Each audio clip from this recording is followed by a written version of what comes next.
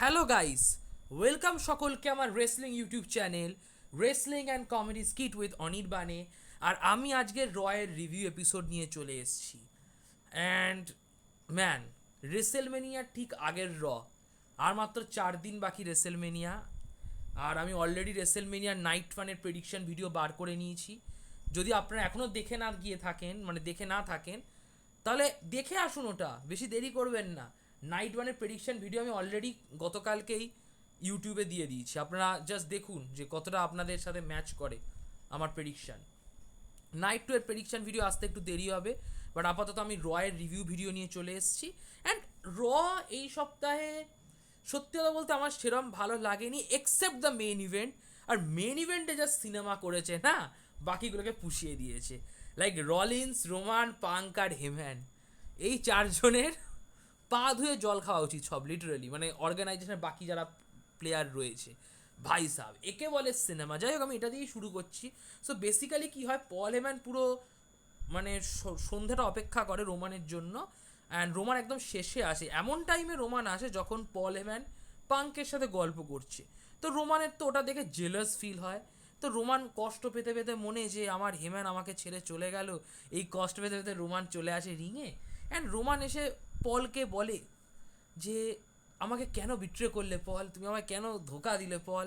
তো পল বলে যে আমি ধোকা দিইনি রোমান, তুমি আমার ট্রাইবেল চিফ, আমি তো ধোকা দিতে পারি না, আমি তো জাস্ট ফেভার দিয়েছি।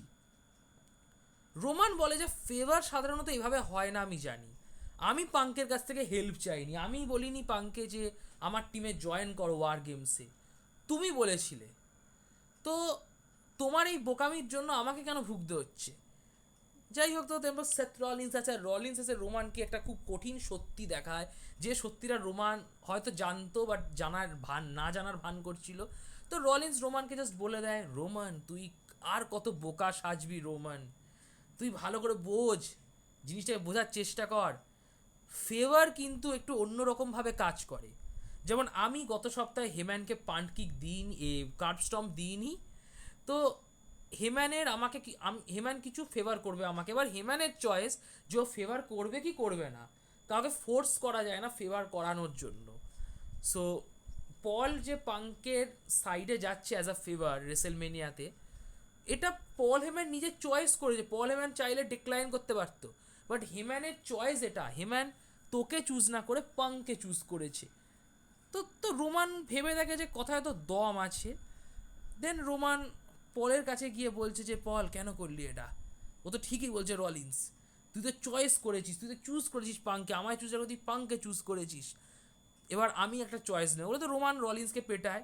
দেন রোমান পলের গায়ে হাত তোলে, যেটা খুবই স্ট্রেঞ্জ, যে ফাইনাল রোমান পলের ওপরও রেগে যায়। বাট দেন সিএম পাঙ্ক আসে পলকে বাঁচাতে, বাট পাঙ্ক নিজেই স্পিয়ার খেয়ে যায় রোমানের কাছ থেকে। এটা এক্সপেক্টেড ছিল, এটা হওয়া উচিত ছিল। লাইক পাঙ্ক যেভাবে গত সপ্তাহে রোমানকে জিটিএস দিয়েছে, তাতে পাঙ্কেরও একটু ধোলাই খাওয়া উচিত ছিল। যাই হোক, পাঙ্ক রোমানের কাছ থেকে স্পিয়ার খায়।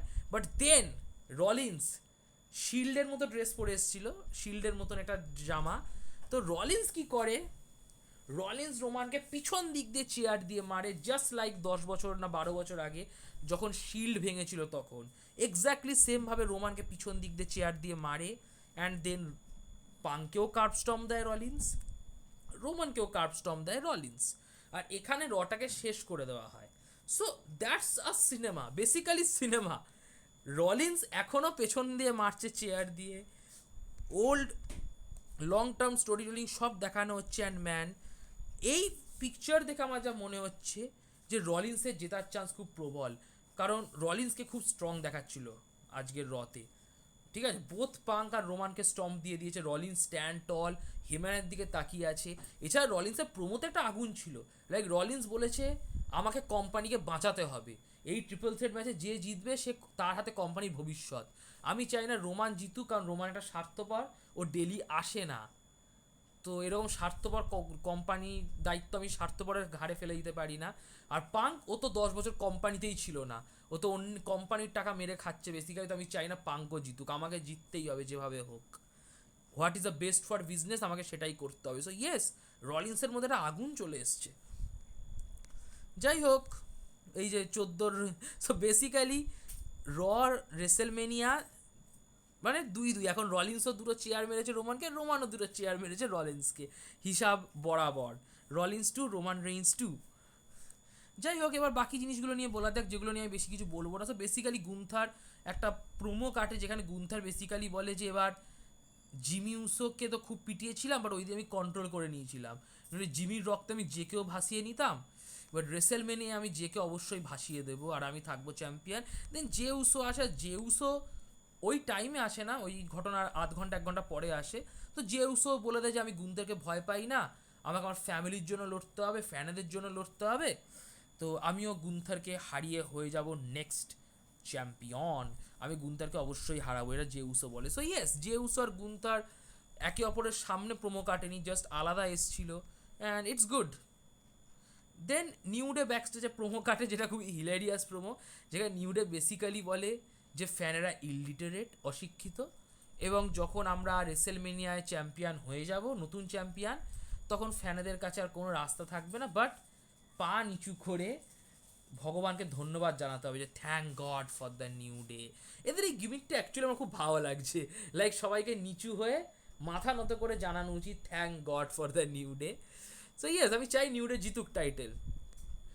যাই হোক, লিভ মর্গান আর বেলির একটা ম্যাচ হয়, যার আমার তো এই ম্যাচটার কোনো প্রতি কোনো ইন্টারেস্ট ছিল না, তাই আমি বেশি কিছু বলবো না, বাট ইয়েস, ম্যাচটা মোটামুটি ঠিকঠাক ছিল। অ্যান্ড ম্যাচের একদম শেষের দিকে লায়রা ইনভলভ হওয়ার চেষ্টা করে, বাট দেন র্যাকেল লায়রাকে পিটিয়ে দেয়, বাট দেন লায়রা র্যাকেলকেও পিটিয়ে দেয়, অ্যান্ড লায়রার হেল্পে লিভ মর্গান তার ফিনিশিং মুভ দিতে পারেনি বেলিকে, যার কারণে বেলি লিভকে রোল আপ করে দেয়, 1-2-3 করে দেন, বেলি ম্যাচটা জিতে যায়। লিভ মর্গান রেগে আছে, বেলি উইন্স থ্যাঙ্কস টু লায়রার অ্যাসিস্ট্যান্স, এবং এটা থেকে পুরো বোঝা যাচ্ছে যে আমার মনে হয় লিভ আর র্যাকেল রিটেন করছে, কারণ বেলি স্ট্যান্ড টল রতে, and so WrestleMania I think Liv stand tall. যাই হোক, এজে স্টাইলস একটা ম্যাচ হয় ক্যারিয়ান ক্রসের সাথে, যে ম্যাচটা বেশ ফান ম্যাচ ছিল, এনজয় করেছি, অনেকদিন পর এজে স্টাইলের ম্যাচ দেখলাম, অ্যান্ড এই ম্যাচটা এজে স্টাইলসই জেতে, তার finishing move phenomenal forearm দিয়ে। And after match Logan Paul আসে, আর লোগান পল নিজেরই তারিফ করে যে তুই প্রমাণ করে দিয়েছিস স্টাইলস যে আমাদের ম্যাচ পুরো কুক করবে রেসেলমেনিয়া, আমরা একটা দারুণ ম্যাচ দেবো। তারপর লোগান পল নিজেরই অহংকার, মানে নিজের তারিফ করে, যেটা হয় narcissistic character. But then Logan Paul আর এজের মধ্যে একটা মারপিট হয়, যে মারপিটে Logan Paul surprisingly stand tall করে, যে লোগান পল এজের স্টাইলকে একটা তোমার ওয়াল লাকি পাঞ্চ দেয়, দেন পলভারাইজার দেয়, অ্যান্ড এজের স্টাইলস পড়ে আছে, লোগান পল স্ট্যান্ড টল হয়ে আছে, অ্যান্ড এখানে ওদের সিন শেষ। সো ইয়েস, আমি লোগান পল অ্যান্ড স্টাইলসের জন্য এক্সাইটেড, কারণ আমার মনে হয় এই ম্যাচটা ডেলিভার করবে।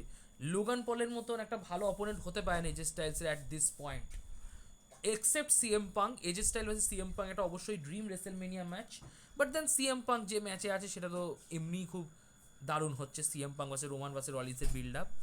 যাই হোক, একটা ম্যাচ হয় রেমিস্ত্রি ভার্সেস জুলিয়াস ক্রিড, যে ম্যাচটা জাস্ট রেখেছে ওরা রেমিস্ত্রিকে একটা ডাব্লু দেওয়ার জন্য।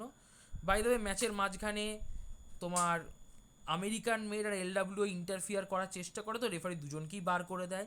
দেন এল গ্রান্দে আমেরিকানও আসে, বাট তাও হেল্প হয়নি, রেমিস্ত্রিও জুলিয়াস ক্রিডকে 619 আর ফিনিশিং মুভ ওই ওপর দিয়ে যেটা দেয় সেটা দিয়ে রেমিস্তেরিও জুলিয়াস ক্রিডকে পিন করে দেয়, রেমিস্তেরিও জেতে রেসেলমিনের আগের রতে। But then El Grande Americano রেমিস্তেরিওকে খুব বাজেভাবে পিটিয়ে দেয়, মারাত্মকভাবে পিটিয়ে দেয়, আর El Grande Americano stand tall করে, অ্যান্ড আই থিঙ্ক এটাই হওয়া উচিত রেসেলমেনিয়াতেও।